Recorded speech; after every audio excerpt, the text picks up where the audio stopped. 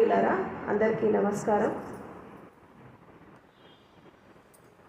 ముందుగా మీ అందరికీ సద్గురు ఓషో సంబోధి దివస్ శుభాకాంక్షలు. భారతదేశం అనేది ఎంతోమంది జ్ఞానులకి సత్పురుషులకి నిలయంగా ఉంది. పురాతన కాలం నుంచి ఈ భూమిపైన ఎంతోమంది జ్ఞానులు సత్పురుషులు జన్మించి వారి యొక్క జ్ఞానామృతంతో ఈ భూమిని పవిత్రం చేశారు. పరమశివుడి నుంచి మనం తీసుకుంటే మహర్షి పతంజలి, తర్వాత గౌతమ బుద్ధుడు, ఉపనిషద్ ఋషులు, సప్తర్షులు, ఇలా ఎంతోమంది జ్ఞానులు, రమణ మహర్షి, రామకృష్ణ పరమహంస, స్వామి వివేకానంద, జిడ్డు కృష్ణమూర్తి, ఇలా ఎంతోమంది జ్ఞానులని మనం చూస్తున్నాం. అంటే భారతదేశం అనేది జ్ఞానభూమిగా విరాజిల్లింది పురాతన కాలంలో కూడా. అండ్ ఇక్కడ కూడా అలాగే జరుగుతోంది ఆధ్యాత్మిక పరంపర అనేది. సో ఆ ఆధ్యాత్మిక పరంపరలో భాగంగా వచ్చినటువంటి ఒక గురువు, ఎస్పెషల్లీ ఆధునిక సమాజానికి తగ్గట్టుగా సైన్స్ అండ్ స్పిరిచువాలిటీని ఏకం చేసి లైఫ్ సైన్సెస్, జనరల్గా మనకి లైఫ్ సైన్సెస్ అంటే మనం zoology, physics, chemistry, biology, botany ఇవంటారు లైఫ్ సైన్సెస్ అంటే. అంటే అఫ్కోర్స్ ఇది వాతావరణాన్ని, మనిషి దేహాన్ని, తర్వాత ప్రకృతిని, ఇతర జీవరాశులని అధ్యయనం చేసేటటువంటి శాస్త్రాలు. జీవితానికి సంబంధించిందే కావచ్చు, కానీ మానవ జీవితానికి వచ్చినప్పుడు దీని సైన్స్ అనేది డిఫరెంట్గా ఉంటుంది. ఆ లైఫ్ సైన్సెస్కి ఈ లైఫ్ సైన్స్కి సంబంధం లేదు. అది కేవలము భౌతిక ప్రపంచంలో మనం జీవించడానికి, తర్వాత వాతావరణ పరిస్థితులని అర్థం చేసుకోవడానికి అది ఉపయోగపడుతుందే కానీ మనిషి యొక్క జీవిత వికాసానికి, మేధోమదనానికి, మేధస్సుని పెంచుకోవడానికి అది ఉపయోగపడదు. అది కేవలం భౌతిక ప్రపంచంలో కంఫర్టబుల్ లైఫ్ అనేది మనకి ఇస్తుంది, జరగబోయే ప్రమాదాన్ని సూచిస్తూ ఉంటుంది. తర్వాత ఏ జంతువు, ఏ చెట్టు, ఏ వస్తువు, ఏ పదార్థము, తర్వాత ఏ రసాయనము ఎలా పనిచేస్తుంది, అది మానవాళికి మనం దాన్ని ఎలా ఉపయోగించాలి, తర్వాత మనము దాన్ని ఉపయోగించుకొని ఎలా మనం ఒక సౌకర్యవంతమైనటువంటి జీవితాన్ని జీవించాలి, భౌతిక జీవితాన్ని కంఫర్టబుల్గా ఎలా జీవించాలి, దీని వరకే ఉపయోగపడుతుంది. కానీ మనిషి యొక్క జీవిత వికాసానికి మాత్రం ఉపయోగపడదు. సో భారతదేశమే కాకుండా ప్రపంచవ్యాప్తంగా అనేక మంది గురువులు ఉన్నారు, అనేక మంది జ్ఞానులు ఉన్నారు. సో వీళ్ళంతా దేనికోసం అధ్యయనం చేశారు అంటే లైఫ్ సైన్సెస్. లైఫ్ సైన్సెస్ అంటే ఏంటంటే జీవిత వికాసం, అంటే శరీర వికాసము, మానసిక వికాసము ఆల్రెడీ జరిగింది కాబట్టే ఇంత నాగరికత ప్రపంచంలో, సమాజాభివృద్ధి ఇవన్నీ కూడా జరిగాయి. కానీ హృదయ వికాసం జరగలేదు, ఆత్మీయ వికాసం జరగలేదు, తర్వాత శక్తి వికాసం జరగలేదు. సో ఆధ్యాత్మికత మొత్తం ఏం చెప్తుంది, భారతదేశ ఆధ్యాత్మికత ఏం చెప్తుందంటే మనిషి అంటే కేవలం శరీరం కాదు, మనిషి అంటే కేవలం మనసు కాదు, ఇంకా చాలా ఉంది లోపల. అంటే పంచభూతాలు, పంచతత్వాలు, తర్వాత శరీరము, మనసు, ఈ వికాసం అనేది ఇది మనిషి స్వతహా చేసుకునేది కాదు, ప్రకృతి సిద్ధంగా జరిగిపోతుంది. ఎందుకంటే మానవ జన్మకి వచ్చాక బుద్ధి వికాసము, మేధస్సు వికాసము, తర్వాత మైండ్ డెవలప్మెంట్, బ్రెయిన్ డెవలప్మెంట్, ఇవన్నీ కూడా ఆటోమేటిక్గా జరిగిపోయినాయి, ప్రకృతి కాంట్రిబ్యూట్ చేసింది. కేవలము మేధస్సు వికాసం చేసుకొని, తర్వాత శరీర వికాసం, మానసిక వికాసం చేసుకొని జీవిస్తే భౌతిక ప్రపంచంలో అభివృద్ధి వస్తుంది, కానీ ఆంతరంగికమైనటువంటి వికాసం అనేది జరగదు. సో సైన్స్ అండ్ స్పిరిచువాలిటీకి ఉన్నటువంటి ఒక డిఫరెన్స్ ఏంటి అంటే సైన్స్ అనేది భౌతిక అభివృద్ధి కోసం, సమాజాభివృద్ధి కోసం, కంఫర్టబుల్ లైఫ్ కోసం, తర్వాత మనిషి ఒక విలాసవంతమైనటువంటి జీవితాన్ని జీవించడానికి సైన్స్ ఉపయోగపడుతుంది. కానీ సైన్స్ కేవలము సైన్సే డెవలప్ అయితే మాత్రం ఒక డిస్ట్రక్షన్కి దారితీస్తుంది. ఇవాళ రేపు మనం చూస్తున్నాము, ఆర్టిఫిషియల్ ఇంటెలిజెన్స్ తీసుకున్నా, అండ్ ఇప్పుడు సాఫ్ట్వేర్ తీసుకున్న అనేక రకాల రంగాల్లో శాస్త్ర సాంకేతిక రంగం ఎంత ముందుకు పోతోంది అంటే ఈ శాస్త్ర సాంకేతిక రంగాన్ని ఉపయోగించుకొని మనుషులు పర్వర్టెడ్ అవుతున్నారు. అంటే ఎట్లా అంటే క్రైమ్స్ చేస్తున్నారు, హింస చేస్తున్నారు, యుద్ధాలు చేస్తున్నారు, అనేక రకాల విధ్వంసాలు క్రియేట్ చేస్తున్నారు భూమి మీద. అది చేయడం వల్ల ఏమవుతుందంటే అంటే ఇప్పుడు ఎలా అయిపోయిందంటే సైన్స్ అండ్ టెక్నాలజీ అనేది ఒక పిచ్చోడి చేతిలో రాయిలాగా అయిపోయింది. ఎందుకంటే వాళ్ళకి జ్ఞానం ఉండదు, దేన్ని ఎంతవరకు ఉపయోగించాలో తెలియదు. అండ్ ఈ ఇంటలెక్చువల్స్ కానీ, ఫిలాసఫర్స్ కానీ, ఈ సైంటిస్టులు కానీ వీళ్ళంతా కూడా ఈ అధికారుల చేతిలో, రాజకీయవేత్తల చేతిలో, తర్వాత ఈ సోకాల్డ్ ప్రిటెండెంట్స్తో జీవించే వాళ్ళతో, ఈ సూడో పర్సనాలిటీస్తో జీవించే వాళ్ళ కింద వీళ్ళు ఒక విధంగా అణచివేయబడ్డారు. ఇప్పటికీ అదే జరుగుతుంది. అందుకే ఒక సైంటిస్ట్ ఏదన్నా ఒక ఫార్ములా కనిపెట్టినప్పుడు లేదా ఒక కొత్త టెక్నాలజీ కనిపెట్టినప్పుడు దాన్ని లోక కళ్యాణం కోసం, మానవ కళ్యాణం కోసం వాడాలి, కానీ విధ్వంసానికి వాడుతున్నారు. రేపు ఒకవేళ బై ఛాన్స్ 3వ ప్రపంచ యుద్ధం వస్తే కనుక భూమి మొత్తం శ్మశానం అయిపోతుంది, ఎవరెవరు మిగలరు. ఎందుకంటే ఒకప్పుడు యుద్ధాలు చేసినప్పుడు కత్తులతో యుద్ధం చేసేవాళ్ళు, తర్వాత గన్స్ వచ్చాయి, ఆటమ్ బాంబ్స్ వచ్చాయి, అవునా. ఇప్పుడు తర్వాత కొంతకాలం మిజైల్స్ వచ్చాయి, ఇప్పుడు అంతా కూడా న్యూక్లియర్ వెపన్స్. ఇంకా కొంచెం అడ్వాన్స్గా వెళ్ళినప్పుడు ఆర్టిఫిషియల్ ఇంటెలిజెన్సీతో మనం తీసుకుంటే జీవితం అనేది ఒక విధంగా చెప్పాలంటే ఎవరు ఎక్కడి నుంచి ఎలా అటాక్ చేస్తారో తెలియదు. వాళ్ళు మనకు కనబడరు, వినబడరు, కానీ నీకు జరగాల్సిన నష్టం జరుగుతుంది. వాళ్ళు ఎవరో నీకు తెలియదు, కానీ జరగాల్సిన నష్టం జరిగిపోతుంది. ఎక్కడో ఉండి యుద్ధ భూమిలోకి రాకుండా, ఫేస్ టు ఫేస్ పరిచయం లేకుండా యుద్ధం చేస్తారు 3వ ప్రపంచ యుద్ధం వస్తే. అంటే వాడు ఉన్న ప్లేస్లో ఒక రిమోట్ నొక్కితే సరిపోతుంది, అంతే, వాళ్ళు రానక్కర్లా. సో ఒకవేళ అలాంటి పరిస్థితి కనుక వస్తే మాత్రం తప్పకుండా భూమి అనేది అంతరించిపోతుంది. రేపు ఒకవేళ ఈ మానవ మేధస్సుని కృత్రిమ మేధస్సు అనేది డామినేట్ చేస్తే జరగబోయేది అదే. మేధస్సు అనేది మనిషికి మంచిదే, బుద్ధి వికాసం మంచిదే, కానీ అది మితిమీరిపోయినప్పుడు ఏం జరుగుతుంది? విధ్వంసం క్రియేట్ చేస్తుంది. అందుకే జ్ఞానులు ఏం చెప్తారు అంటే కేవలము సైన్స్ అండ్ టెక్నాలజీ డెవలప్ అయితే డిస్ట్రక్షన్కి దారితీస్తుంది. ఇక్కడ ఆధ్యాత్మిక వికాసం కూడా జరగాలి. మనిషి అంటే కేవలం శరీరము, మేధస్సు, బుద్ధి కాదు, హృదయ వికాసం కూడా జరగాలి, మానవతా వికాసం కూడా జరగాలి, తర్వాత శక్తి వికాసం, ఆత్మీయ వికాసం, ఇది జరగాలి. సో కంప్లీట్ స్పిరిచువాలిటీ ఏం చెప్తుందంటే ఇన్నర్ ఎక్స్ప్లోరేషన్ జరగాలి. అవుటర్ ఎక్స్ప్లోరేషన్ చాలా జరిగింది. బాహ్యంగా జరిగేటటువంటి విప్లవాలు, తర్వాత బాహ్యంగా జరిగేటటువంటి ఉద్యమాలు, బాహ్యంగా జరిగేటటువంటి అభివృద్ధి అంతా జరిగింది. ఇప్పుడు అభివృద్ధి జరగాలి. అందుకే సైన్స్ని, స్పిరిచువాలిటీని ఏకం చేసుకొని వెళ్ళాలి.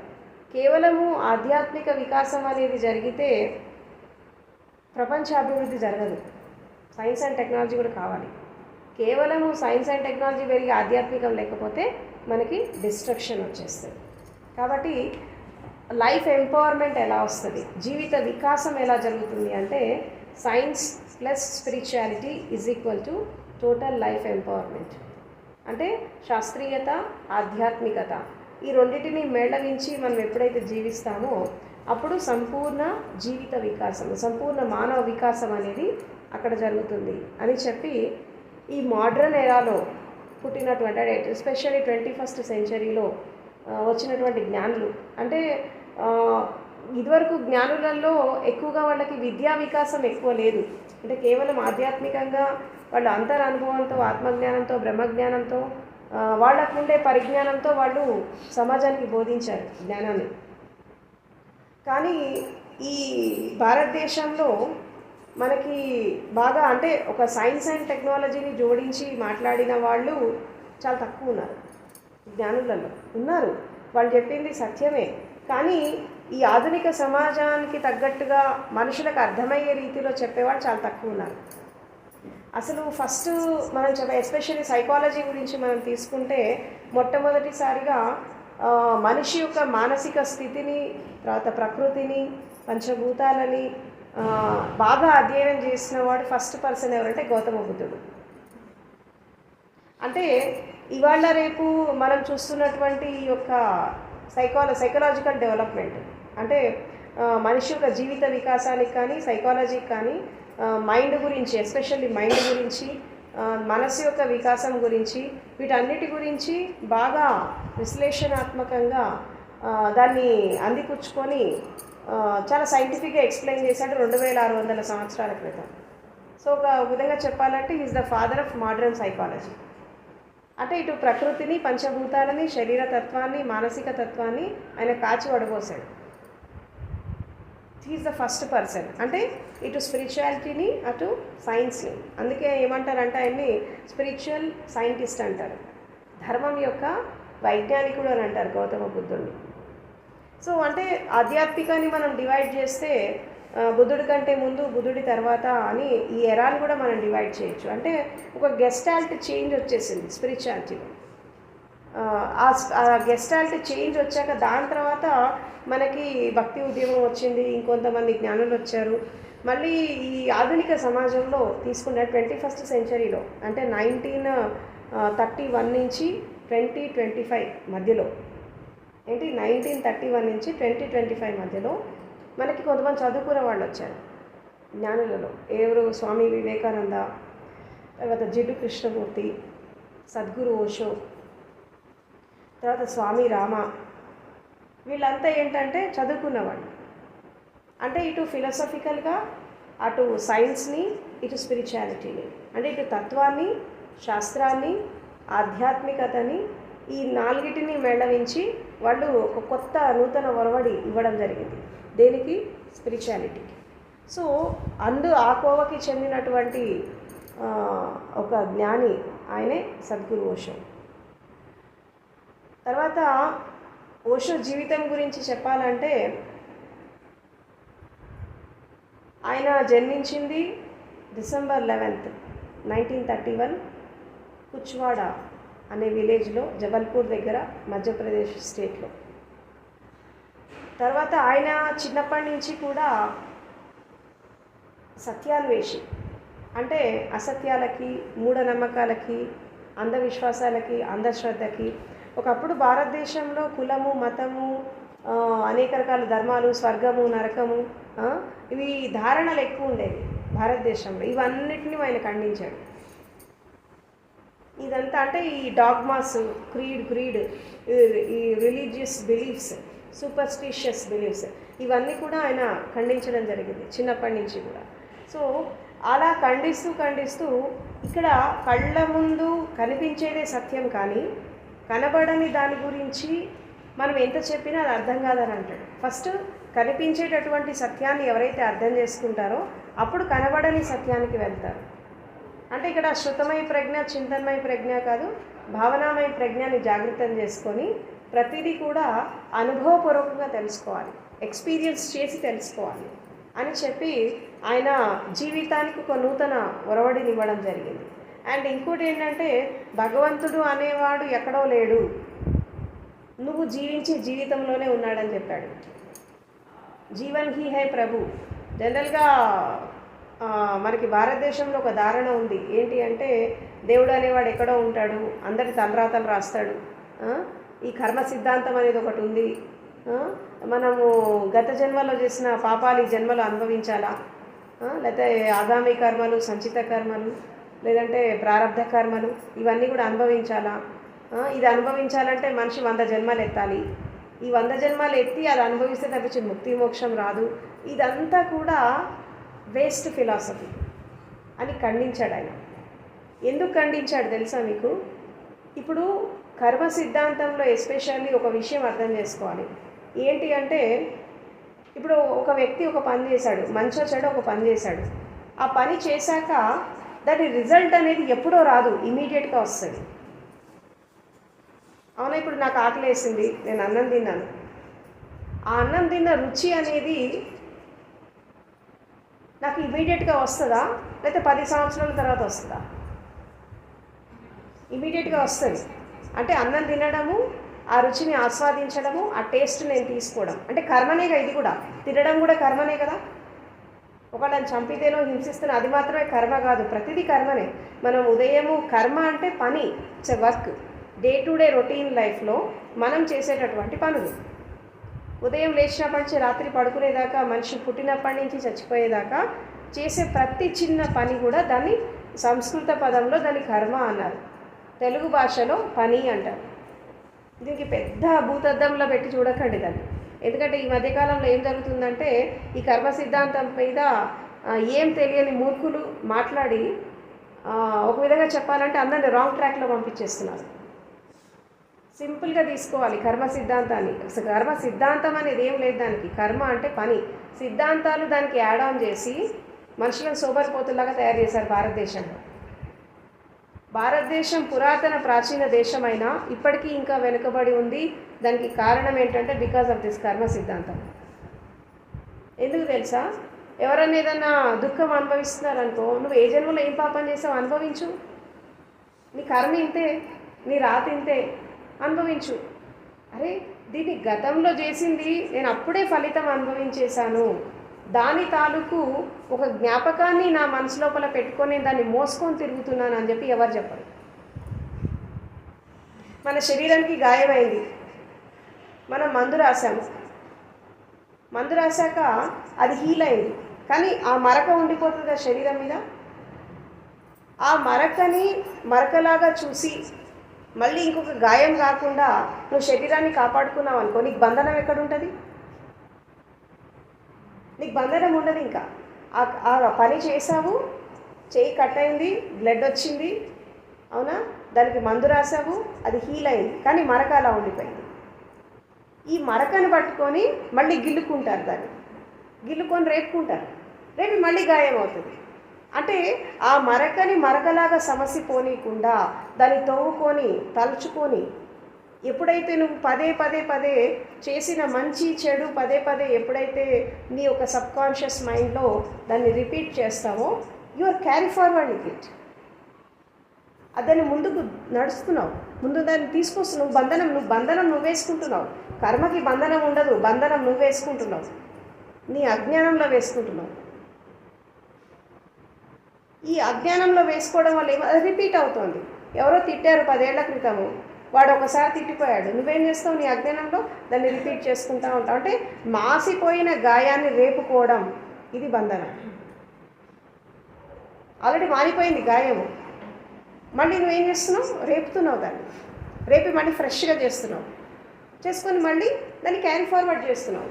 ఇది ఎందుకు చేస్తున్నావు అంటే నువ్వు అజ్ఞానంలో ఉన్నావు కాబట్టి. అందుకే అంటారు జ్ఞానాగ్ని కర్మ దగ్ధాని అని అంటారు. జ్ఞానం ఎందుకు కావాలా మనిషికి అంటే, ఒకసారి చేసిన పిచ్చి పని ఇంకోసారి చేయకుండా ఉండడానికి, ఒకసారి చేసిన తప్పు ఇంకోసారి చేయకుండా ఉండడానికి. ఒకసారి తెలియక చేసావు, అయిపోయింది, there ends the matter. Next ఏంటి? మనము దాన్ని క్యారీ ఫార్వర్డ్ చేయొద్దు, మళ్ళీ జీవితంలో దాన్ని రిపీట్ చేయొద్దు. నువ్వు అక్కడ మార్పును ఆహ్వానించు. నువ్వు గతాన్ని మార్చలేవు, భవిష్యత్తు ఇంకా రాలేదు, నువ్వు మారాల్సింది ఎక్కడ? వర్తమానంలో. నిజంగా మనిషి ఈ గత కర్మల నుంచి కానీ విముక్తి కావాలంటే ఇక్కడ చేయాల్సింది ఏంటంటే మారాలి, వర్తమానంలో మారాలి. 10 ఏళ్ల క్రితం నేను ఒకలాగున్నాను, నేను అలాగే బతుకుతా అంటే నువ్వు మారవు. మళ్ళీ చేసిన తప్పే 100 సార్లు చేస్తూ ఉంటావు, నీకు అది బంధనం అయిపోయింది. ఇక్కడ బంధనం క్రియేట్ చేసుకుంది ఎవరు? నువ్వే కదా. సో కాబట్టి ఇక్కడ ఈ కర్మ సిద్ధాంతం పేరు మీద ఏమవుతుందంటే మనుషులను సోమరిపోతుల్లాగా తయారు చేశారు. ఎందుకంటే నీకు చేత కాదు, నీ కర్మ ఇంతే, నువ్వు ఇట్లే బతుకు అంతే, నువ్వు మారకు, ఇట్లే బతుకు, ఎందుకంటే నీ కర్మ, ఏం చేస్తావు అంటారు. కానీ నీ కర్మని మార్చుకోవడం నీ చేతుల్లో ఉంది, నీ జీవితాన్ని మార్చుకోవడం నీ చేతుల్లో ఉంది. నువ్వు మారగలిగితే ఎంత పెద్దదైనా వెళ్ళిపోతుంది అని చెప్పి ఎవరు చెప్పలేరు, ఓషో చెప్పాడు. అందరూ భయపెడతారు స్వర్గం పేరు మీద, నరకం పేరు మీద, మతం పేరు మీద, అంధవిశ్వాసాల పేరు మీద, ఈ కర్మల పేరు మీద అందరు భయపెట్టేవాళ్ళు. ఏం తెలియని వాళ్ళు కూడా భయపెడతారు. అంటే ఇక్కడ ఏమైపోతుంది? మనుషులను చేతగాని వాళ్ళకి తయారు చేశారు. జీవితాన్ని జీవించలేక, దాన్ని అర్థం చేసుకోలేక, మార్పుని ఆహ్వానించక, జీవితంలో మనం మార్పుని ఆహ్వానించకపోతే ఎక్కడేసిన గొంగడు అక్కడే ఉంటుంది. 10 ఏళ్ల క్రితం నువ్వు ఎలా ఉన్నావో ఇప్పుడు కూడా అలాగే ఉంటే నువ్వేం మారినట్టు? ఇప్పుడు ఒక స్టేజ్లో ఉన్నావు, మళ్ళీ ఇదే స్టేజ్ని భవిష్యత్తులో కంటిన్యూ చేస్తే నువ్వేం మారినట్టు? నథింగ్. మార్పుని ఆహ్వానించడం చేతగాక, వీళ్ళు మారడం చేతగాక కర్మ సిద్ధాంతాన్ని అడ్డుపెట్టుకొని లేజీ ఫెలోస్ లెక్క తయారయ్యారు భారతీయులంతా. అందుకే భారతదేశం పురాతన దేశం అయినా ఇంకా వెనుకబడి ఉంది ఇలాంటి మనుషుల ద్వారా. సో ఇలాంటి పనికిమాలిన సిద్ధాంతాలన్నీ కూడా ఆయన ఖండించాడు. ఎందుకంటే జీవితం నీది, తలరాత ఎవరు రాయరు, మన తలరాత మనమే రాసుకుంటాం. మనం రాసుకున్నాం కాబట్టి మనం దాన్ని మార్చుకోవచ్చు, అది మన చేతుల్లో ఉంటుంది. నీ జీవితాన్ని తీసుకెళ్ళి వేరే వాళ్ళ చేతుల్లో పెట్టకు, నీ జీవితాన్ని నీ చేతుల్లో తీసుకో, దాన్ని సంపూర్ణంగా జీవించు, పరిపూర్ణంగా జీవించు, సహజంగా జీవించు, ప్రకృతి సిద్ధంగా జీవించు. కాబట్టి దైవత్వం అనేది నీ చుట్టూ ఉంది, నీ లోపల ఉంది, అంతటా ఉంది. నువ్వు జీవితాన్ని పరిపూర్ణంగా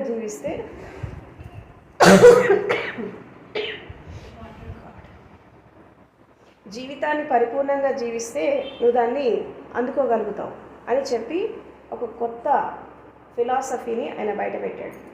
అందుకే ఏమంటాడంటే జీవన్ హీ హై ప్రభు అని అంటాడు. జీవితమే దైవత్వం. దేవుడు అనేవాడు ఎక్కడో లేడు, నువ్వు జీవించే జీవితంలో ఉంటాడని అంటాడు. అంటే ఏ పని చేసినా సంపూర్ణంగా చేయడం, ఏ పని చేసినా నిమగ్నమై చేయడం, ఏ పని చేసినా ఒక మమేకత్వంతో చేయడం, అలా నువ్వు చేయగలిగితే ప్రతి పని కూడా అది దైవత్వానికి దారితీస్తుంది అని చెప్పి ఒక కొత్త ఫిలాసఫీని ఆయన ఇవ్వడం జరిగింది.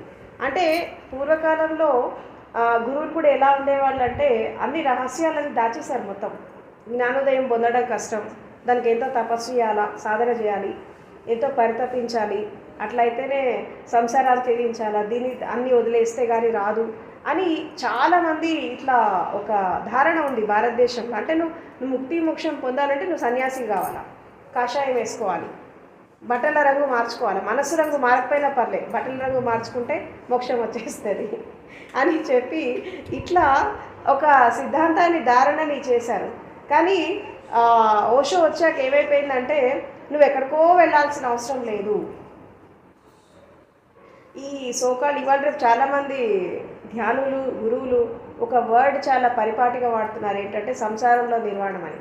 ఈ కాన్సెప్ట్ ఎక్కడి నుంచి వచ్చింది? ఓషో దగ్గర నుంచి వచ్చింది. అంతకంటే ముందు ఈ భక్తులు ఉన్నారు, భక్తి ఉద్యమం ఉందిగా, కబీరు, గురునానక్, నామదేవ్, వీళ్ళ దగ్గర నుంచి వచ్చింది. అంటే వాళ్ళు గృహస్థు ధర్మంలో ఉంటూ, సంసారంలో ఉంటూ వాళ్ళు జ్ఞానోదయాన్ని అందుకున్నారు. కాబట్టి ఎక్కడికో పారిపోవాల్సిన అవసరం లేదు, జీవితాన్ని సంపూర్ణంగా జీవిస్తూ మనిషి ముక్తి మోక్షాన్ని అందుకోవచ్చు. అండ్ ఇంకోటి ఏంటంటే జ్ఞానోదయాన్ని కూడా చాలా భూతద్దంలో పెట్టి చూపించారు. ఈవెన్ ఇంక్లూడింగ్ బుద్ధుడు కూడా. ఆయన కూడా ఏమంటాడు, నువ్వు 10 పారమితలు నీ లోపల ఎప్పుడైతే ఫుల్ఫిల్ అయిపోతాయో అప్పుడే నువ్వు ఎన్లైట్ అవుతావు. ఎన్లైట్ అయ్యాక ఫస్ట్ స్టెప్లో సతోరి ఎక్స్పీరియన్స్ తీసుకొని ముక్తి యొక్క శ్రోతలో పడతావు. నెక్స్ట్ స్టెప్ అర్హంత అవుతావు, అర్హంత నుంచి బోధిసత్వ అవుతావు. అక్కడి నుంచి నువ్వు నిర్వాణ సాక్షాత్కారం అనేది జరుగుతుంది. ఇది ఈ జన్మలో జరగచ్చు, 10 జన్మల తర్వాత కూడా జరగచ్చు అని చెప్పి బుద్ధుడు కూడా కొంచెము భయపెట్టాడు. అది ఎందుకు పెట్టి ఆ కాలంలో ఆయన ఎందుకు చెప్పాల్సి వచ్చింది ఆ విషయము మనకు తెలీదు. బట్ బుద్ధ ఫిలాసఫీలో కూడా ఇది ఉంది. సో ఓషో వచ్చాక ఏం చేశాడంటే అసలు జ్ఞానోదయం పొందడానికి ఏంటి అర్హత, ఎవరికి ఉంది అర్హత జ్ఞానోదయం పొందడానికి, ఆ పొటెన్షియాలిటీ ఎవరికి ఉంటుంది అంటే ఆయన సింపుల్గా చెప్తాడు ఏంటంటే నువ్వు మనిషిలాగా పుట్టడమే అర్హత అని అంటాడు. నువ్వు పాపాత్ముడివా పుణ్యాత్ముడివా, నువ్వు ఎన్ని కర్మలు చేశావు, నువ్వు గత జన్మలో ఏంటి అనేది అనవసరం. నువ్వు మనిషిలాగా పుట్టడమే నీకు అర్హత. అంటే జ్ఞానోదయం అనేది ప్రతి మనిషి యొక్క జన్మ హక్కు అని చెప్పి చెప్పాడు. ఇక్కడ మనిషి యొక్క స్వభావంతో సంబంధం లేదు. నువ్వు జాగృతిలో జీవించి, ధ్యానపూర్వకంగా జీవించి, తర్వాత ప్రకృతి సిద్ధంగా సహజంగా జీవించినప్పుడు చేసే ప్రతి పనిని నిమగ్నమై చేస్తున్నప్పుడు నువ్వు చేసే ప్రతి పని భగవంతుడికి సమర్పించబడుతుంది. కాబట్టి ఈ దేహాన్ని దేవాలయంలాగా మార్చుకొని చేసే ప్రతి పనిని నువ్వు పూజలాగా చేసినప్పుడు అది భగవంతుడికి సమర్పించబడుతుంది. ఆ సమర్పణ భావంతో నువ్వు జీవించినప్పుడు ఆటోమేటిక్గా మనిషి దైవత్వాన్ని అందుకుంటాడు అని చెప్పి ఒక కొత్త సిద్ధాంతాన్ని ఆయన ఇవ్వడం జరిగింది. కాబట్టి దైవత్వం అనేది ఎక్కడో లేదు, నీ పరిపూర్ణమైనటువంటి జీవిత వికాసంలోనే దైవత్వం ఉంది అని అంటాడు. దైవత్వం అంటే సపరేట్ ఎగ్జిస్టెన్స్ లేదు, భగవంతుడికి సపరేట్ ఎగ్జిస్టెన్స్ లేదు. ఎందుకంటే విశ్వము, తర్వాత ఆకాశతత్వము, భూమి, తర్వాత భూమి మీద ఉన్నటువంటి సకల జీవరాశులు, విశ్వంలో ఉండేటటువంటి ప్రతి ఒక్క స్థితి, ఇదంతా కూడా దైవత్వంలో భాగమే. జగత్మిథ్య బ్రహ్మ సత్యం అని అంటారు. ప్రపంచం అనేది ఒక మాయ, బ్రహ్మనే సత్యమని మనకి చెప్తారు చాలామంది. ఓషో ఏమంటాడంటే జగత్ అనేది మాయ కాదు, ఇది కూడా సత్యమే అని అంటాడు. ఎందుకంటే కళ్ళ ముందు కనిపిస్తోంది. సో మరి భగవంతుడు వ్యక్తి కాదు, శక్తి, ఇట్స్ ఎ పవర్. దాన్ని మనం యూనివర్సల్ కాన్షియస్నెస్ అంటాము, కాస్మిక్ ఎనర్జీ అంటాము, దైవశక్తి అంటాము, విశ్వాత్మ అంటాం, పరమాత్మ అంటాం, రకరకాల పేర్లు పెట్టుకుంటారు దానికి. భగవంతుడు అనేవాడు వ్యక్తి కాదు, శక్తి, it's a power, supernatural power, supreme soul అన్నట్టు. సో ఎప్పుడైతే ఈ శక్తి సర్వాంతర్యామిలాగా అందరిలో అన్నిట్లో ఉంది, ఇది మనకి మన ఉపనిషత్తులో చెప్తారు కదా ఇవన్నీ కూడా. సో అందరిలో అన్నిట్లో ఉంది. అందరిలో అన్నిట్లో ఉన్నటువంటి ఆ శక్తిని నువ్వు తెలుసుకోవాలి అంటే ఫస్ట్ నీ లోపల ఆ శక్తి జాగరణ అనేది జరగాలి, శక్తి వికాసం అనేది జరగాలి. ఎప్పుడైతే శక్తి వికాసము, ఎప్పుడైతే ఈ యొక్క ఆత్మ చైతన్యం యొక్క వికాసం ఎప్పుడైతే చేసుకుంటావో అక్కడ నుంచి ఒక అభివృద్ధి అనేది జరిగి మెల్లిమెల్లిగా నీ లోపల ఉండే కాన్షియస్నెస్సే అది విరాట్ రూపం దాల్చినప్పుడు ఈ విశ్వంతో ఒకటైపోతుంది. దాన్నే మనం మోక్షం అన్నాం, దాన్నే మనం ఎన్లైటన్మెంట్ అంటాం, దాన్నే మనం బుద్ధత్వం అంటాం. So enlightenment is your birth right, achieve it in this life. కాబట్టి జ్ఞానోదయం ప్రతి మనిషి యొక్క జన్మ హక్కు, అది పొందడానికే మానవ జన్మ వచ్చింది. ఇంకా అర్హత ఏం లేదు, నువ్వు మనిషిలాగా పుట్టావు కదా, అదే నీ అర్హత జ్ఞానోదయం అందుకోవడానికి. అంతేకాని నీ చదువుతో, సంస్కారంతో, కర్మబంధనాలతో దేనికి సంబంధం లేదు. ఇప్పుడు ఒక చిన్న విషయం అర్థం చేసుకోవాలి, ఏంటి అంటే మనము జీవితంలో కొన్ని వేల సంవత్సరాల నాటి అంధకారం ఉంది అనుకుందాం, ఎంతో చెత్త చెదారం ఉంది అనుకుందాం. ఎన్ని వేల సంవత్సరాల నాటి అంధకారమైనా చిన్న దీపం వెలిగిస్తే పోదా? నేను పోను, ఇన్ని సంవత్సరాల నుంచి ఉన్నా కానీ నేను పోనని అంధకారం అంటదా? అనదు. దీపం వెలిగించడం, అంధకారం పారిపోవడం ఒకేసారి జరుగుతుంది.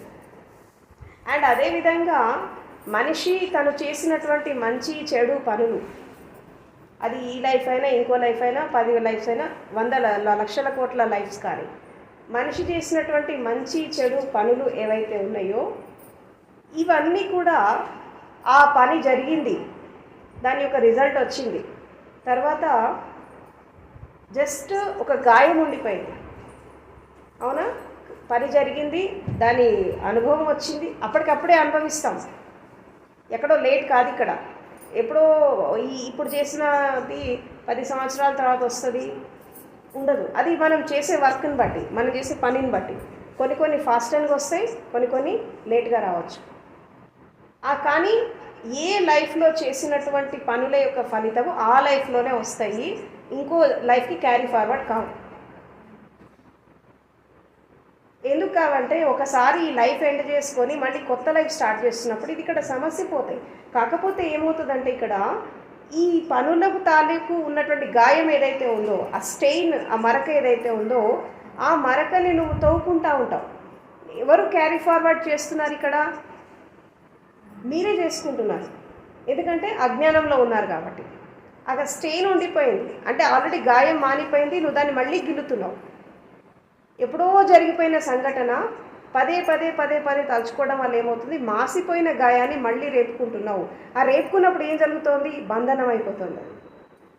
ఎందుకంటే గతం నుంచి విముక్తి కాలేదుగా, నువ్వు గతం నుంచి విముక్తి కాలేదు. గతాన్ని తోకుంటూ ఉంటావు, మాసిపోయిన గాయాన్ని తోకుంటూ ఉంటావు, మళ్ళీ ఫ్రెష్గా అవుతుంది. ఈ బంధనం ఎవరు తోకోమన్నారు నేను, ఎవరు మాసిపోయిన గాయాన్ని రేపుకోమన్నారు? దాని అక్కడ సమస్య పోనివ్వట్లేదు. ఎందుకంటే నువ్వు గతంలో బతకడం నీకు అలవాటు అయినంత కాలము ఇది క్యారీ ఫార్వర్డ్ అయితే జరుగుతాయి. అందుకే ఓషో అంటాడు, డిస్కంటిన్యూటీ విత్ ద పాస్ట్. గతంతో తెగదెంపులు చేసుకో, ఫస్ట్ వర్తమానంలో జీవించు, భవిష్యత్తు ఊహలను వదిలేయి. ఎప్పుడైతే నువ్వు గతం నుండి విముక్తి అయిపోతావో అన్ని బంధనాల నుండి విముక్తి అయిపోతావు. ఇది ఒక్కటే సొల్యూషన్.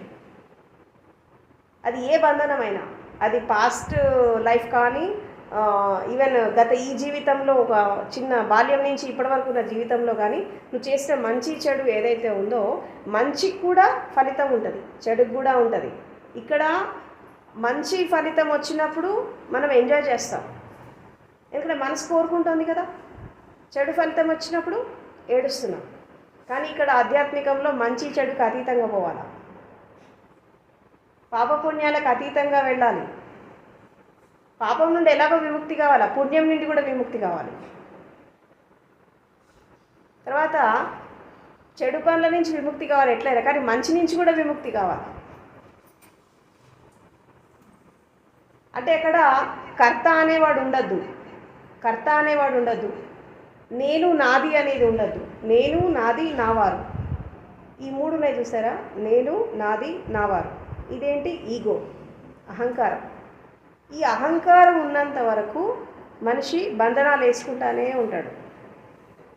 ఇది ఒక్కటి తీసేస్తే ఎక్కడైతే నేను ఉంటుందో అక్కడ నాది ఉంటుంది, నా వారు ఉంటుంది, నా కర్మ ఉంటుంది, నా జీవితం ఉంటుంది. ఇక దాని చుట్టూ మొత్తం ఇక సాలెగూడిలాగా అన్ని బంధనాలు అల్లుకుంటాయి. ఇక్కడ మనము ఎక్కడ బ్రేక్ చేయాలి, దీన్ని మనం ఎక్కడ బ్రేక్ చేస్తామంటే డిస్కంటిన్యూటీ విత్ ద పాస్ట్. గతంతో తెగదెంపులు చేసుకోవడం అంటే గంట క్రితము నువ్వు ఎలా ఉన్నావు అనవసరం, ఇప్పుడు ఎలా ఉన్నావు అది ఇంపార్టెంట్. గంట క్రితం నీ ఆలోచన విధానం ఎలా ఉంది అది ఇంపార్టెంట్ కాదు, ఇప్పుడు ఇంపార్టెంట్. ఇంకోటి ఏంటి అంటే కర్మ ఫలితం అనేది ఎలా వస్తుంది అంటే, ఇప్పుడు మనం ఇక్కడ మాట్లాడుతున్నాం, మనం ఇక్కడ మాట్లాడే మాటలు మన పక్కనే రికార్డ్ అయిపోతాయి. ఎక్కడో కావు, మన పక్కలోనే అవుతాయి, మన లోపల కూడా అవుతాయి. ఆకాశతత్వం ఉంది కదా, మన లోపల ఆకాశతత్వం ఉందా, బయట కూడా ఉంది కదా, మన పక్కలోనే రికార్డ్ అవుతాయి. అంటే ఒకవేళ టైం ట్రావెల్ చేస్తే, మనం టైం ట్రావెల్ చేస్తున్నప్పుడు మనము గతంలోకి వెళ్ళేసి, ఫర్ ఎగ్జాంపుల్ ఈరోజు మార్చి 21, 2025 ఈవినింగ్ 8 o'clock మనం ఇది మాట్లాడుకుంటున్నాం.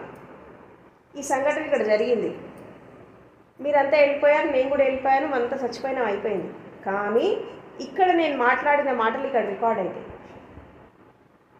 ఈ రికార్డ్ అయ్యి ఎవరన్నా ఒకవేళ ఫ్యూచర్లో వాళ్ళు కొన్ని సైంటిస్టులు ఎక్స్పెరిమెంట్ చేసేసి నా వాయిస్ రికార్డ్ చేయాలంటే చేయగలుగుతారు.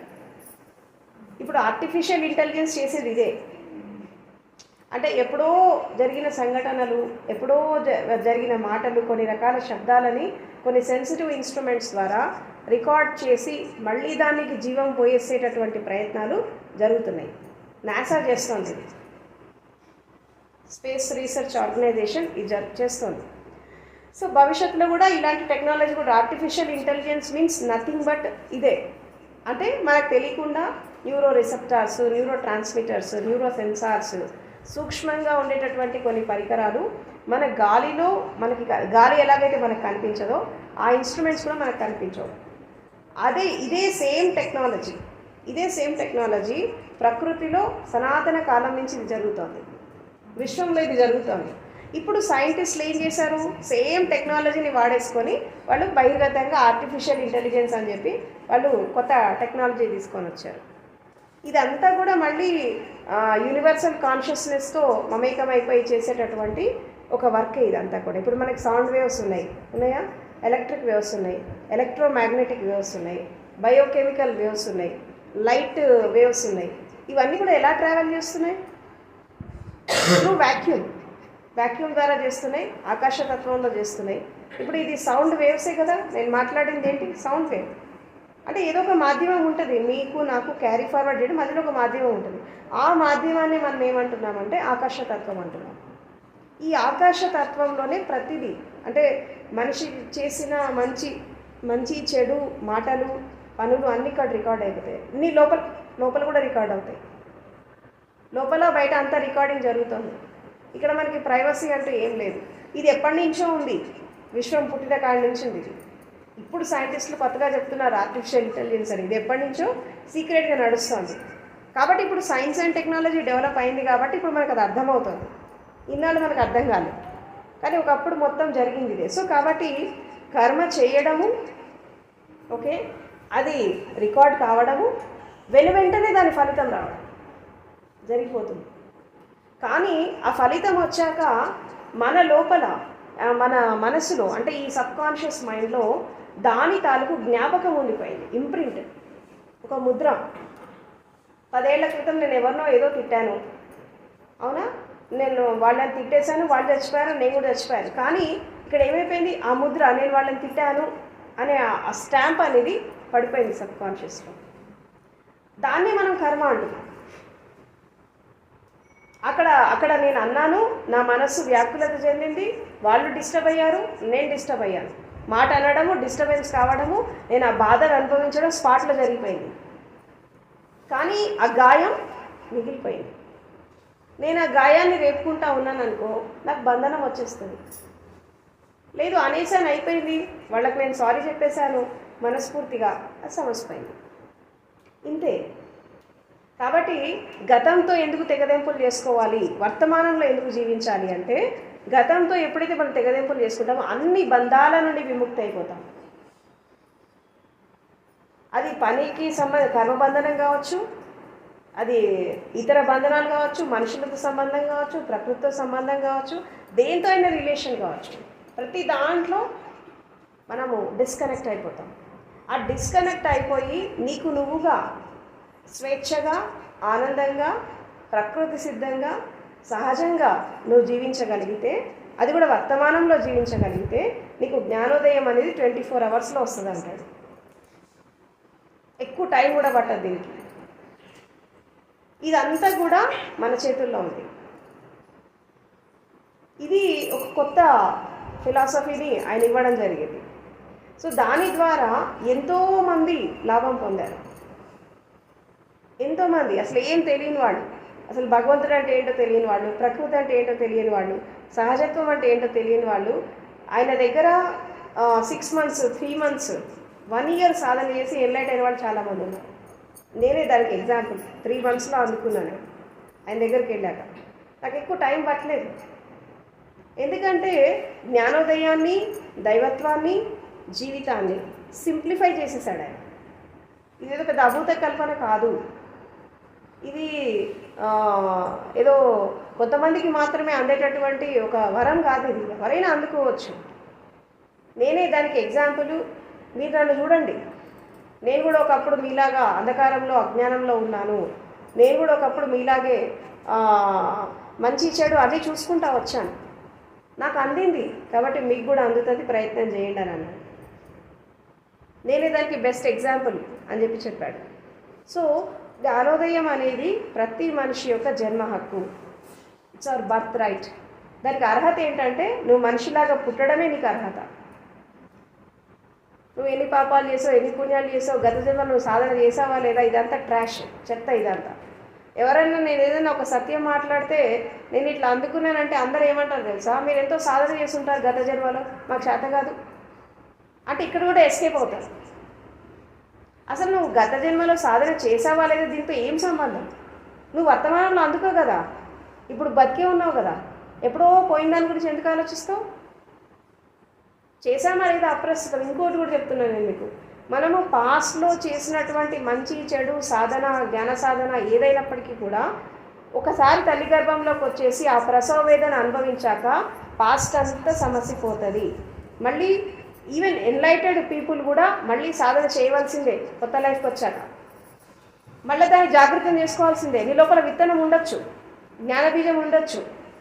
ఇప్పుడు గత జన్మలో వచ్చేదేంటి, జ్ఞానబీజం వస్తుంది. మామూలుగా పుట్టేవాళ్ళు ఏ బీజం లేకుండా వస్తారు, ఓన్లీ ప్రాణశక్తితో వస్తారు. జ్ఞానం అందుకున్న వాళ్ళకి జ్ఞాన బీజం ఉంటుంది. ఆ బీజం ఉన్న నువ్వు మళ్ళీ దాన్ని జాగ్రత్తం చేసుకోవాలి కదా, మళ్ళీ నీకు గురువు కావాలి కదా, మళ్ళీ సాధన చేయాలి కదా.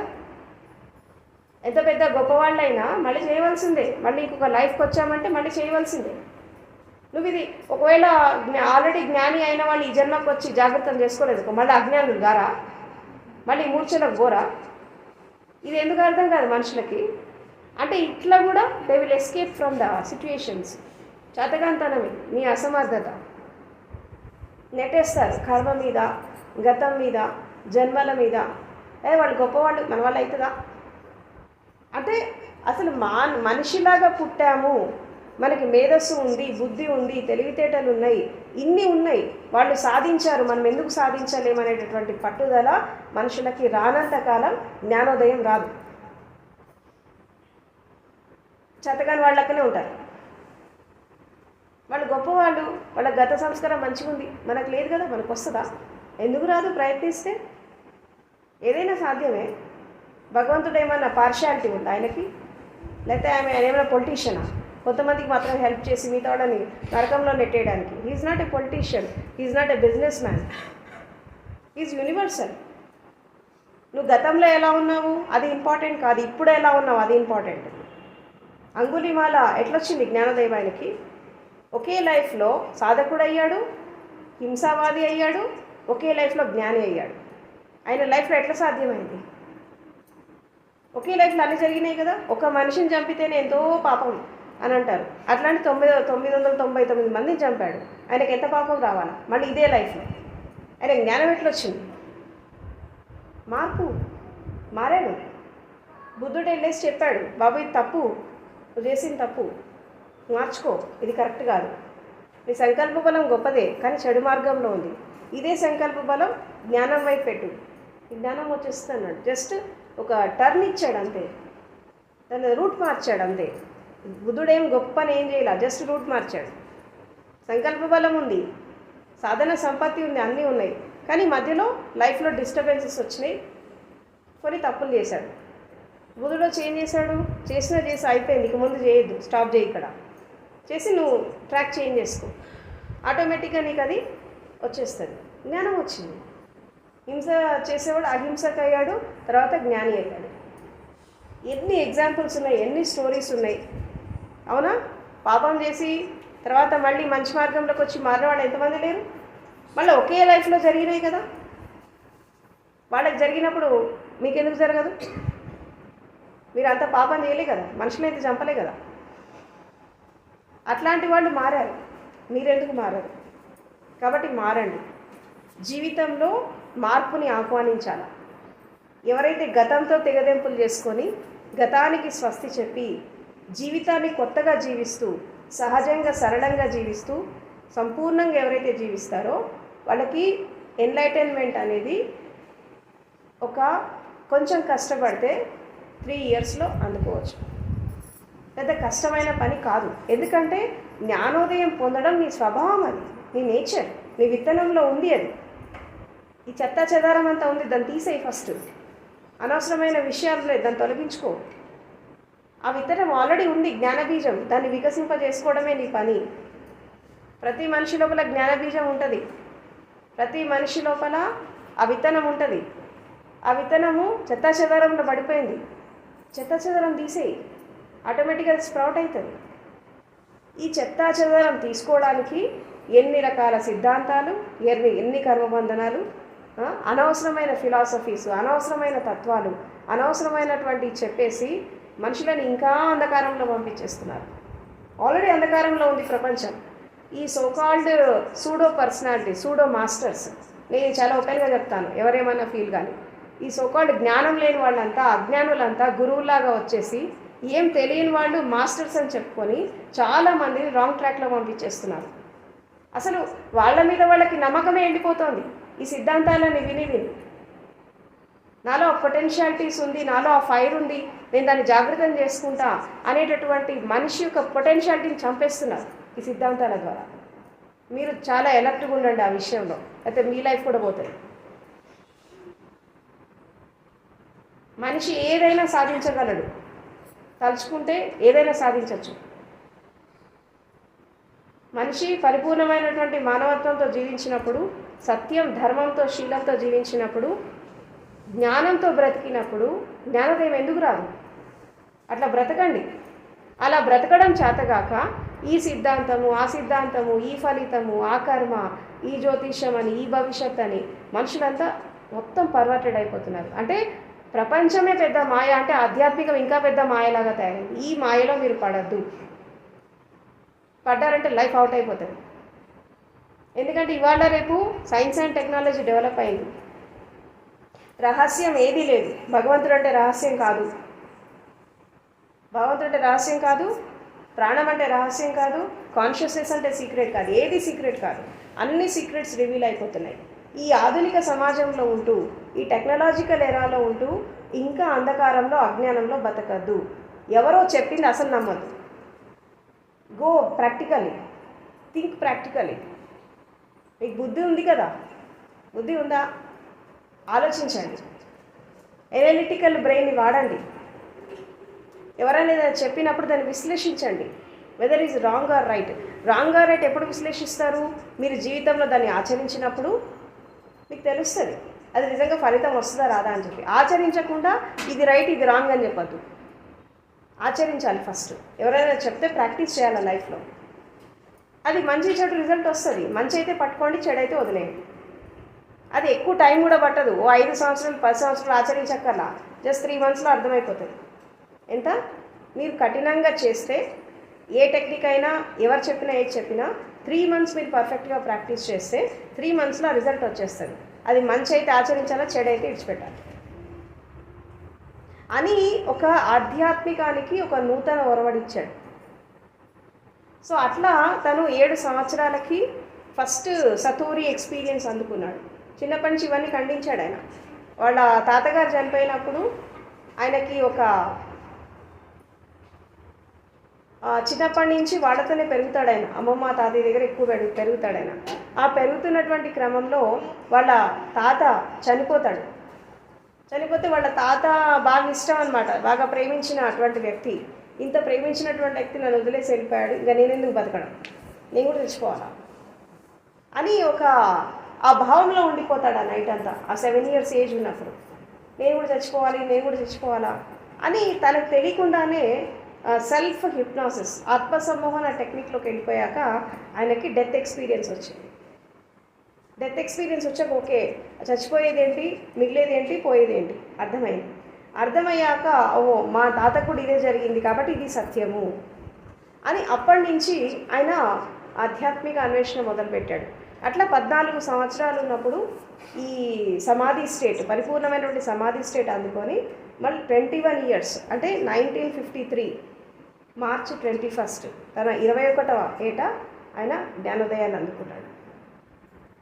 ఆయన సాగర్ జబల్పూర్ యూనివర్సిటీలో ప్రొఫెసర్గా వర్క్ చేశారు, ఫిలాసఫికల్ డిపార్ట్మెంట్లో. అండ్ దాదాపు కొన్ని వందల పుస్తకాలు రచించారు. 650 టైటిల్స్తో కొన్ని వేల పుస్తకాలు ఉన్నాయి. అంటే భారతదేశంలో ఎంతమంది జ్ఞానులు జన్మించారో, పరమశివుడి నుంచి మొన్న ఉన్నటువంటి గురువుల వరకు అందరి ఫిలాసఫీస్, అందరి సిద్ధాంతాలు ఆయన బయటపడడం జరిగింది తన యొక్క వాణి ద్వారా. అండ్ అదర్ దాన్ దట్ సామాజిక స్థితిగతులు, సైన్స్ అండ్ టెక్నాలజీ, ఈ పాలిటిక్స్, ప్రతి ఒక్క టాపిక్ ఇది అది అని కాదు, చాలా టాపిక్స్ మీద ఆయన మాట్లాడడం జరిగింది. Body, mind, matter, universe, ultimate Alchemy, Upanishads, రకరకాల ధమ్మపద, ఎస్పెషల్లీ బుద్ధుడి ధమ్మపద మీద ఆయన కొన్ని వేల గంటల ప్రవచనం ఇవ్వడం జరిగింది. కానీ ఓషోకి ఒక ముద్ర వేశారు, ఏంటంటే సెక్స్ గురు అని చెప్పి. అసలు చాలామందికి తెలియని విషయం ఏంటంటే ఆయన ఒక బుక్ రాస్తారు, ఏంటంటే సెక్స్ టు సూపర్ కాన్షియస్నెస్.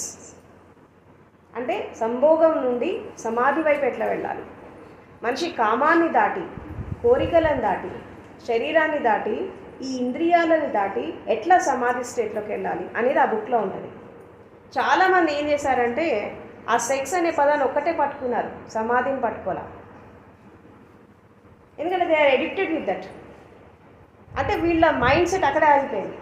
అంటే ఓన్లీ ఆ బుక్ కవర్ చూసి బుక్ని చదవకుండా, దాన్ని అర్థం చేసుకోకుండా ఇది ఇలాంటి వాడు అని ముద్ర వేసేసారు. అందులో ఏముంది, ఆ బుక్లో ఏముంది అంటే ఆయన ప్రేమ గురించి చెప్తాడు.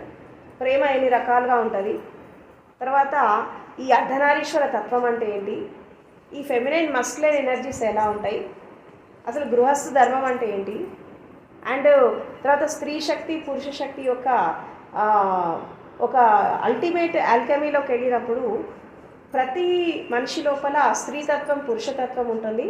ఏ స్త్రీ కంప్లీట్గా స్త్రీ కాదు, ఏ పురుషుడు కంప్లీట్గా పురుషుడు కాదు. వీళ్ళిద్దరి కలయిక వల్లే మనం వచ్చాం కాబట్టి మన లోపల రెండు తత్వాలు ఉంటాయి, రెండు ఎనర్జీస్ ఉంటాయి. ఏ స్త్రీ తన లోపల ఉండే పురుషతత్వాన్ని తను తాకగలిగితే పరపురుషుడితో సంబంధం లేదని అంటాడు ఆయన. ఇప్పుడు ఈ లోపల స్త్రీ పురుషతత్వం ఉంది, స్త్రీతత్వం ఉంది. ఇప్పుడు నువ్వు స్త్రీగా ఉన్నావు, స్త్రీగా ఉన్నప్పుడు నీ లోపల పురుషతత్వాన్ని, ఆ పురుషుడి యొక్క శక్తిని నువ్వు అందుకోగలిగితే నీకు పరపురుషుడితో సంబంధం లేదు, యు ఆర్ కంప్లీట్ అని అంటాడు. అదేవిధంగా పురుషుడు కూడా తన లోపల ఉండే స్త్రీ శక్తిని అందుకోగలిగితే పరస్త్రీతో కూడా సంబంధం అవసరం లేదని అంటాడు. ఇంత గొప్పగా చెప్పాడు ఎనర్జీస్ గురించి దాంట్లో. అండ్ తర్వాత ఇక్కడ స్త్రీ పురుష తత్వాన్ని ఎలా డివైడ్ చేస్తారు అంటే ఇక్కడ స్త్రీ తత్వం అంటే ఏంటి, శరీరమే. చేతికడ శరీరం భూమి నుంచి వచ్చింది, భూమి కూడా స్త్రీతత్వమే కదా, ప్రకృతి కూడా స్త్రీతత్వమే కదా. ఫెమినైన్, మనం భూమిని భూమాత అని అంటాం, అవునా. ప్రకృతి కూడా స్త్రీతత్వమే, ఫెమినైన్ క్వాలిటీ. సో ఈ భూమి స్త్రీతత్వం, ఇది స్త్రీ తత్వం.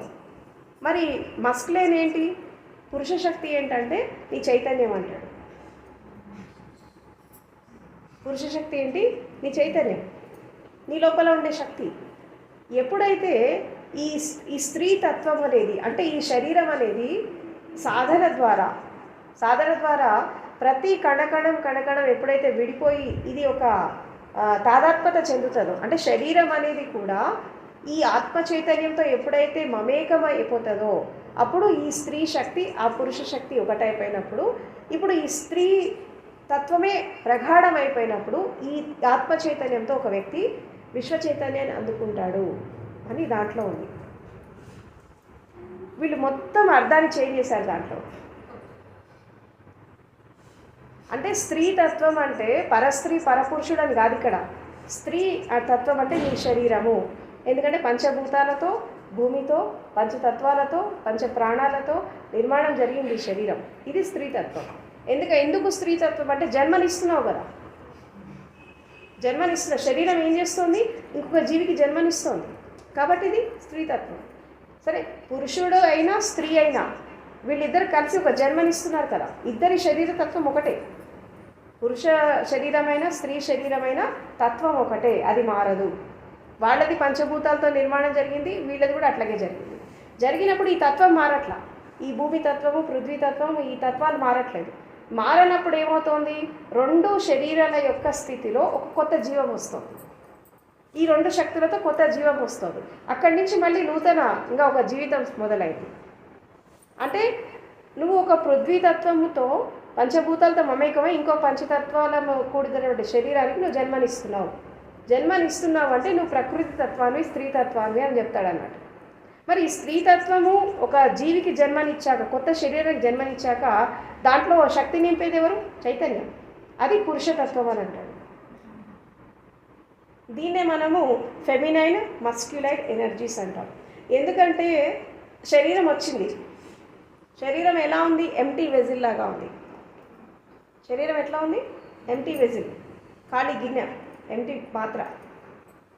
శరీరము నిర్మాణం జరిగాక శక్తి దాంట్లో నిండిపోయింది. అంటే శక్తికి ఎందుకు పురుషతత్వాన్ని ఎందుకు ఇచ్చారు తెలుసా, శక్తి అనేది ఎప్పుడు నిన్ను ఆక్రమిస్తుంది, నీలో నిండిపోతుంది, నిన్ను ముంచేస్తుంది. అవునా, ఎనర్జీ వచ్చినప్పుడు ఎలా ఉంటుంది, శరీరాన్ని మొత్తం ఉంది. ఇది శరీరం ఖాళీ పాత్ర అయితే ఇది రిసీవింగ్ ఎండ్లో ఉంటుంది. పాత్ర ఎట్లా ఉంటుంది, రిసీవింగ్ ఎండ్లో, అంటే స్వీకరించడానికి రెడీగా ఉంటుంది పాత్ర అనేది. ఆ శక్తి అనేది దాంట్లో దారలాగా పడుతూ ఉంటుంది. దారలాగా పడి ఆ పాత్రను నింపేస్తుంది. కాబట్టి ఈ మస్కులర్ ఎనర్జీ, ఈ శక్తి ఏదైతే ఉందో దానికి పురుషతత్వం ఎప్పుడు కూడా డామినెంట్గా ఉంటుంది. అందుకే మన లోపల కూడా శరీరం కంటే చైతన్యం డామినెంట్. అందుకే దానికి మస్కులర్ ఎనర్జీ అన్నారు దాన్ని. స్త్రీతత్వం ఎట్లా ఉంటుంది? రిసీవింగ్. ఏదొస్తే దాన్ని స్వీకరించడమే, ఏదొస్తే దాన్ని యాక్సెప్ట్ చేయడమే, రిసెప్టివిటీలో ఉండడమే. ఇది స్త్రీతత్వం. స్త్రీతత్వం అంటే ఇక్కడ దేహం కాదు, ఇక్కడ దేహం కాదు, తత్వం, శక్తి. అందుకే స్త్రీ శక్తి, పురుష శక్తి, ఈ రెండింటి ద్వారా ఈ సృష్టి అనేది స్టార్ట్ అయింది అని చెప్పి దాంట్లో చాలా వండర్ఫుల్గా చెప్తాడు ఆయన. ఇది యాక్చువల్గా దాంట్లో ఉండే రహస్యం. మనం అసలు సాధన ఎందుకు చేస్తున్నాం, ఎందుకు చేయాలా అని అంటే, సింపుల్గా చెప్పాలంటే సాధన ద్వారా శరీరం అనేది కరిగిపోవాలి. చెప్పాను కదా, యాటమ్ స్టేట్కి రావాలి. యాటమ్ స్టేట్కి వచ్చినప్పుడు ఆటోమేటిక్గా సూక్ష్మం అయిపోయినప్పుడు, ఈ సూక్ష్మము ఆ విరాట్ చైతన్యంతో ఒకటైపోయినప్పుడు అప్పుడు దానికి దీనికి తేడా ఉండదు. అక్కడ ఏమవుతుంది? అద్వైతం వస్తుంది, వన్నెస్, ఏకత్వం. ఎప్పుడైతే ఈ స్త్రీతత్వము పురుషతత్వం యొక్క ఈ ఈ సంపూర్ణ కలయికలో అద్వైత స్థితికి వచ్చినప్పుడు అక్కడ నుంచి మనిషి ఎన్లైట్ అవుతాడు. ఇది యాక్చువల్గా దాంట్లో ఉండేటటువంటి సారాంశం ఆ బుక్లో. నేను ఇది ఎందుకు చెప్తున్నాను అంటే, ఈ సోకాల్డ్ ఓషో పేరు చెప్పి ఎవరైతే అనవసరమైన రిలేషన్స్, అనవసరమైన సంబంధ బాంధవ్యాలు పెట్టుకొని చాలామంది ఆయన బ్లేమ్ చేస్తున్నారు. అంటే వీళ్ళు శీలం లేకుండా, క్యారెక్టర్ లేకుండా, ధర్మబద్ధంగా లేకుండా అనవసరమైన రిలేషన్స్లో పడిపోయి ఆయన బ్లేమ్ చేస్తున్నారు. ఒక గురువుని, ఒక జ్ఞానిని అడ్డు పెట్టుకొని అలా చేయడం, దట్ ఈస్ రాంగ్. అది పెద్ద పాపం. అది మనిషి కేవలం కామంతో బతకడు. శరీర సుఖమే పరమావధి కాదు, ఇంకా చాలా ఉంటుంది జీవితంలో.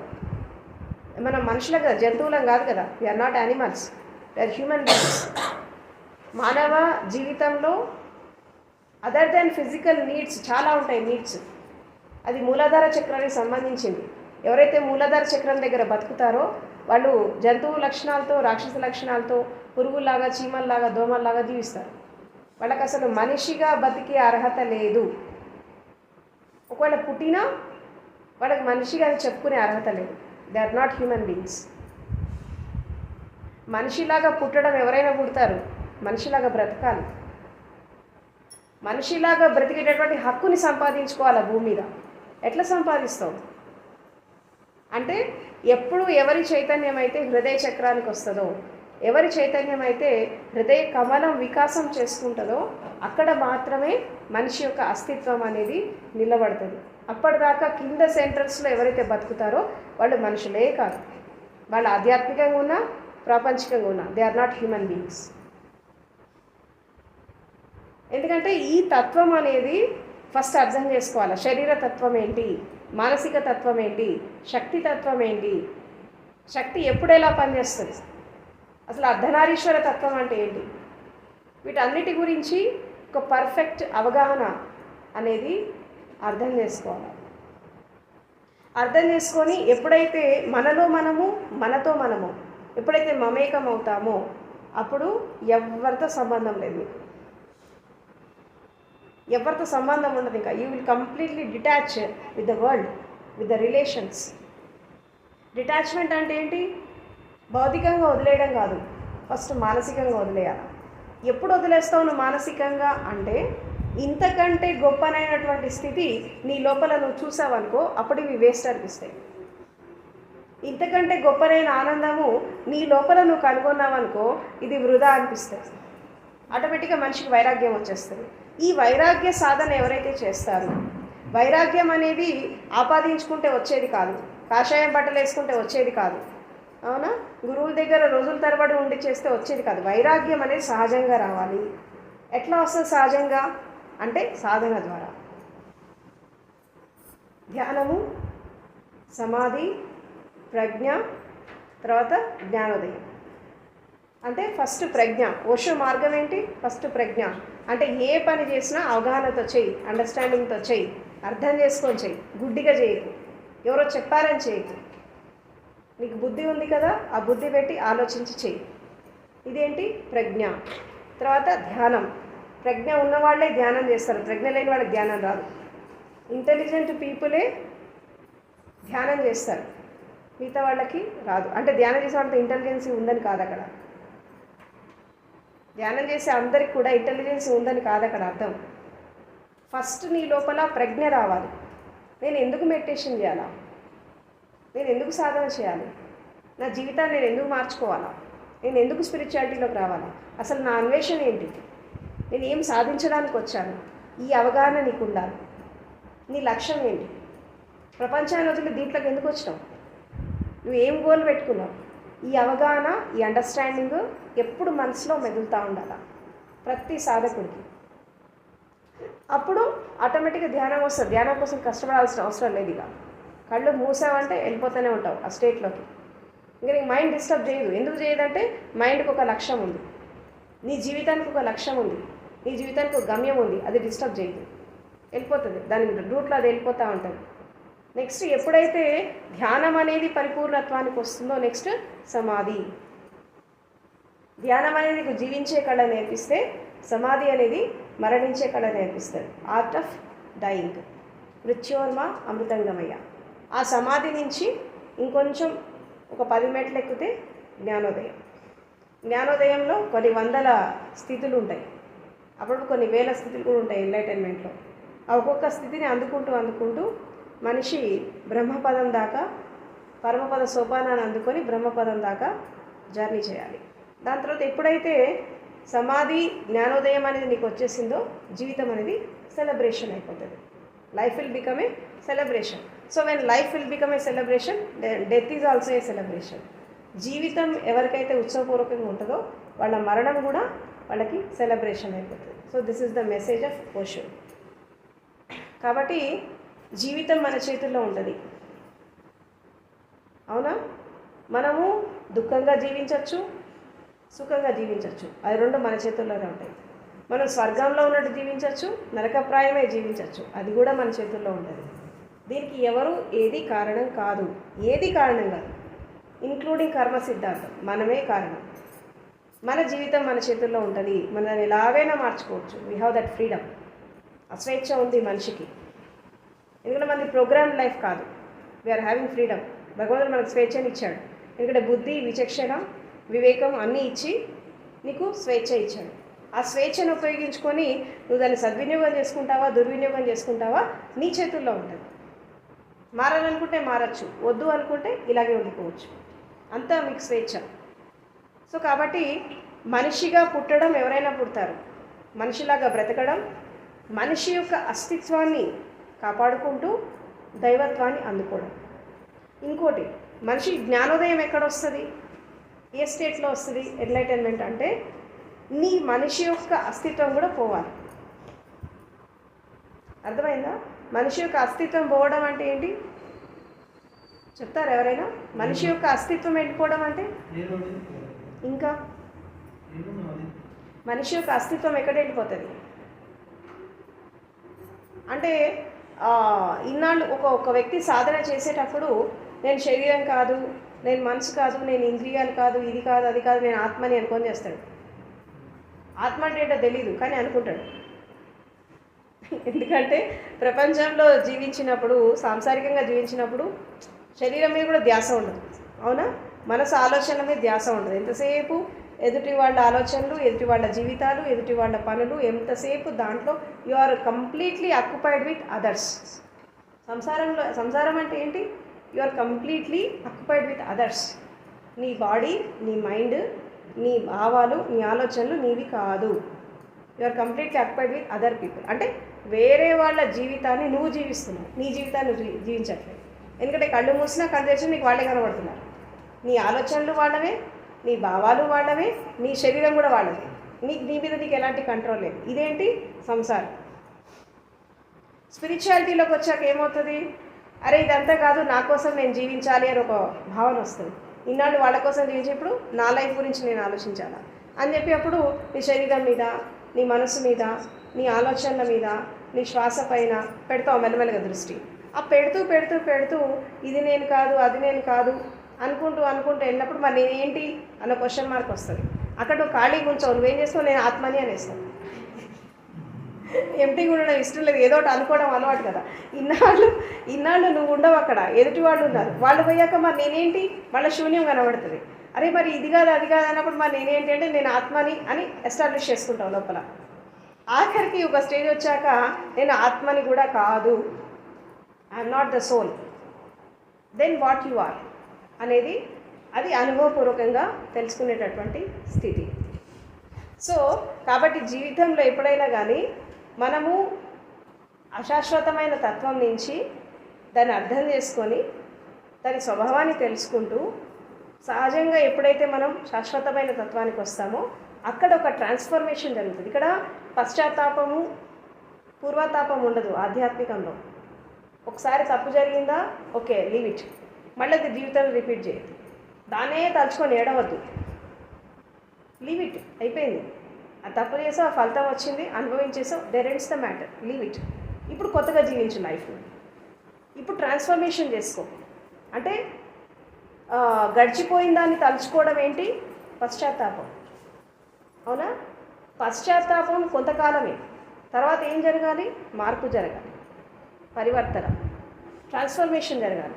ఆ ట్రాన్స్ఫర్మేషన్ ఎప్పుడైతే జరుగుతుందో అక్కడ లైఫ్ కంప్లీట్గా ఒక ఉన్నతమైనటువంటి స్థితికి వెళ్తుంది. కానీ చాలామంది ట్రాన్స్ఫర్మేషన్ చేసుకోరు, పశ్చాత్తాపడతా ఉంటారు. ఆ పశ్చాత్తాపడమే మీరు అనుకునేటటువంటి బంధనం. ఏంటది? కర్మబంధనం. ఎందుకు పడాలి పశ్చాత్తాపం? ఎందుకు పడాలి? మన మనుషులం, తప్పులు చేస్తారు, అయితే ఏంటట, సో వాట్, చేసావు అయిపోయింది, ఇంకా దాని గురించి తోకోవడం దేనికి? అది చేసావు, ఫలితం వచ్చింది, అనుభవించేసావు, అది అయిపోయింది, కథం, లీవ్ ఇట్. దాని గతాన్ని వదిలేసేయి, ఇప్పుడు ఫ్రెష్గా లైఫ్ లీడ్ చేయి. ఇప్పుడు ఈరోజు మనం స్నానం చేసాం, అవునా, ఫ్రెష్ అయిపోయాం, మళ్ళీ తెల్లారి మురికి పడదా, మళ్ళీ స్నానం చేయమా? చేస్తాం కదా, శరీరాన్ని అంత బాగా శుభ్రం చేసుకుంటాం కదా. మరి మనసును ఎందుకు గతంలో వదిలేస్తావు? గబ్బు కొట్టే దగ్గర దాన్ని క్లీన్ చేసుకోవా? మనసుని ఎందుకు గతంలోనే తిప్పేస్తుంటారు? ఆ డస్ట్, ఆ బురదలోనే ఎందుకు పెట్టాలి మనసుని? దాన్ని కూడా ఫ్రెష్ చేసుకోవాలి కదా వాడితో పాటు. ఎలా ఫ్రెష్నెస్ తీసుకుంటావు మైండ్లో? ఎప్పుడు వస్తుంది ఫ్రెష్నెస్ అంటే నువ్వు దాన్ని కడగాలి, దాన్ని కూడా మనసుని అగ్నితో కడగాలి. ఎట్లా కడుగుతావు అగ్నితో? మనసుని అగ్నితో ఎట్లా కడుగుతారు? అడుగుతారు అగ్నితో?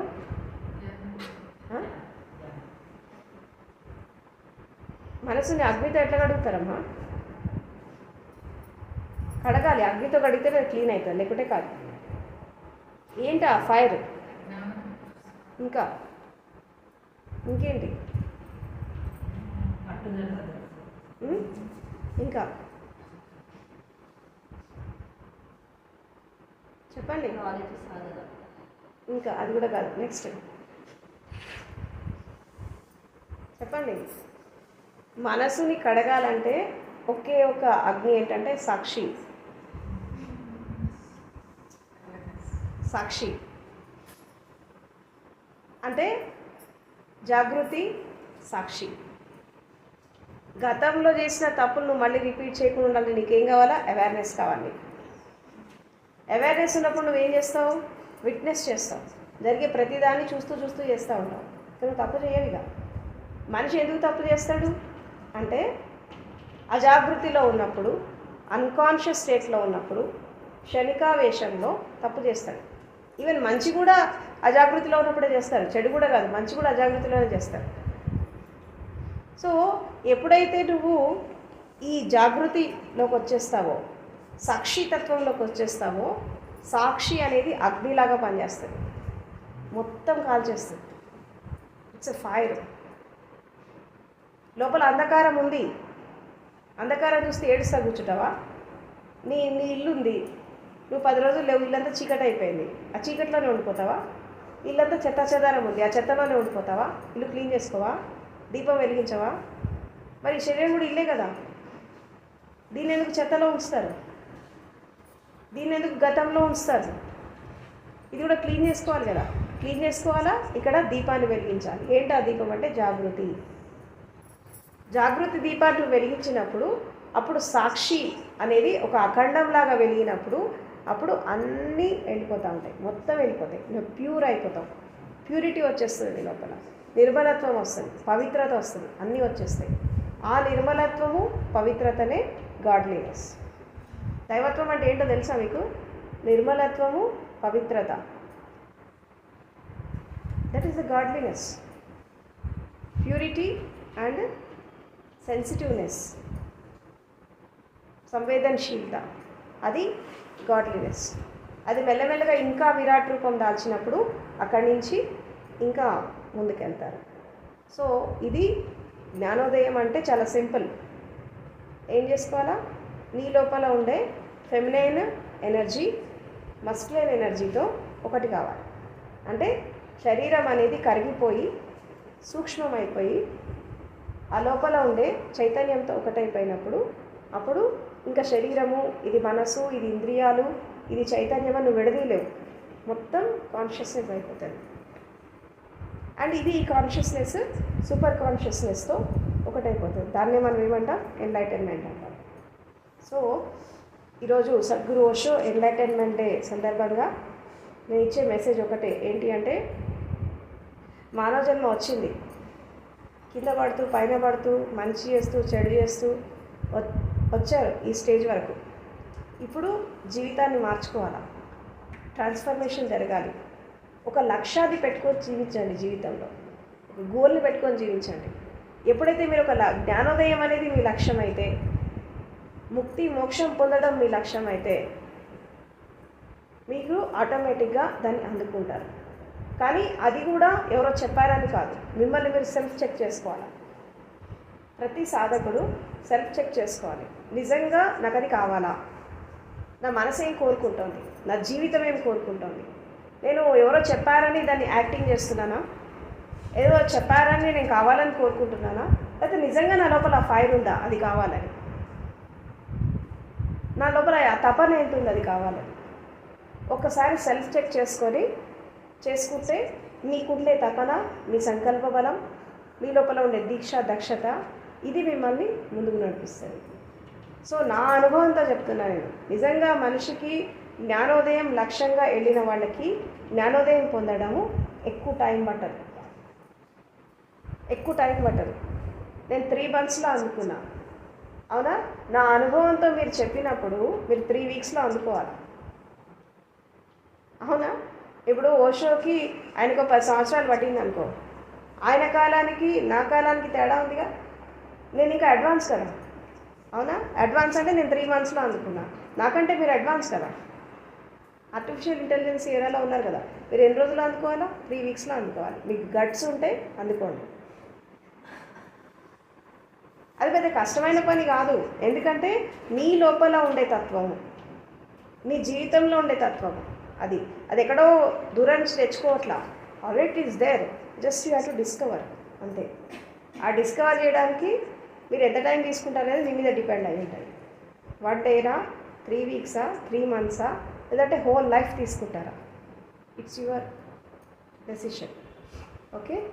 సో కాబట్టి జీవితం వచ్చింది, మానవ జన్మ వచ్చింది, మార్గంలోకి వచ్చారు. సత్యాన్వేషణ, జ్ఞానాన్వేషణ చేయాలి తప్పకుండా. ఇదే జన్మలో, ఇదే లైఫ్లో అచీవ్ చేయాలి ఎన్లైటన్మెంట్. ఎందుకంటే జ్ఞానోదయం అనేది ప్రతి మనిషి యొక్క జన్మ హక్కు. దాన్ని సాధించడానికే మనం వచ్చాం. దాన్ని అందుకోకుండా టైం వేస్ట్ చేసుకోకండి. మళ్ళీ జన్మ మానవ లైఫ్ వస్తుందో రాదో ఎవరికి తెలుసు? You don't know. నెక్స్ట్ ఏం జరుగుతుందో నాకు తెలియదు. కాబట్టి ఆ లక్ష్యాన్ని అందుకొని జీవితాన్ని ముగించాలి. So this is my message. Thank you so much.